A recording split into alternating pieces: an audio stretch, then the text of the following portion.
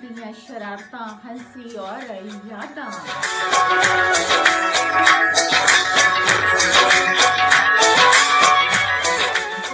जरूर कोई ना कोई बचपन की याद जी जरूर जुड़ी हो सी। बचपन की कोई हंसी मजाक दोस्तों नाल गपशप और अज तो जिम्मेदारियों का बड़ा दौर आ और बचपन के दिन जोड़े ना काश के लौट के वापस आ जाए।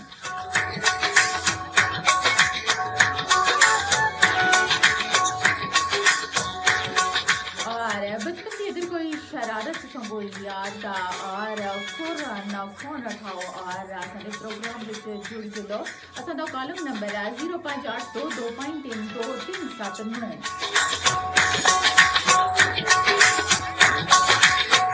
और SMS करने वास्ते जी की वक्फा दो और पेज छोड़ो 8881 यानी 888888 की किताब।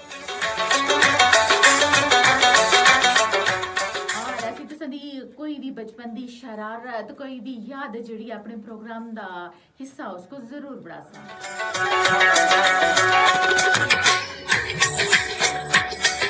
और अज का जरा मौजू उसकी मुनासबत अगर मैं अपनी गल करा तो जरूर ये चीज शेयर कर सा कि बचपन दी यादां जड़ियां बचपन के जोड़े किस्से हैं बचपन की जड़ियां कहानियां काश कि हुण तां जिम्मेदारियां का ऐसा दौर है कि इतनी ज्यादा जिम्मेदारियां पे गई कि बचपन के दिन जोड़े कदे कदे बंदा सोचता कि यार बचपन में के वापस लौट आवा।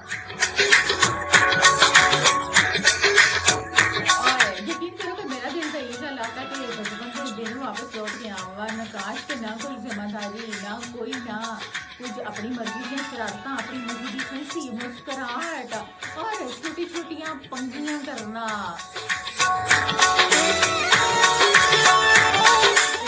लाइफ का दौर था ऐसा दौर आता कि अचानक कुछ भी शरारत करते आते हैं तो उसको बड़ा छुपा के रखते आते हैं। लेकिन अक्सर ऐसा होता था कि कुछ स्कूल के अंदर शरारत की थी हवा स्कूल में तो चलो असं बच जुटे लेकिन जो असं घर वापस मुड़ते आते हैं तो अक्सर बैठ के उस शरारत को अपने भैन भाइयों नाल भैन भरावां नाल जो डिस्कस करा तो शरारत फौरन अम्मा दे करना तक पहुंच जाती है। और ये चीज सामने अम्मा को तो फिर कदे भी जान नहीं छुटी और उस शरारत का बड़ा सख्त रिमांड होंदा सा कि ये शरारत ऐसी क्यों की थी। और अक्सर ऐसा होंदा सा कि असां दे दौर विच ना अपनी स्कूल की गल करा तो चाक नाल उस जमाने में ना बोर्ड जिहड़े आसे वो दीवारां उत्ते बने दे आसे और चाक नाल टीचर जिहड़े आसे ना वो लिखते आसे और असां दी शरारत होंदी सी कि असीं चाक जिहड़े हैं ना वो एक दो लाजमी कार कहंदे आने और अपने घर के अंदर दीवारां दा लाजमी लिखना होना चाक नाल बोर्ड बनाने।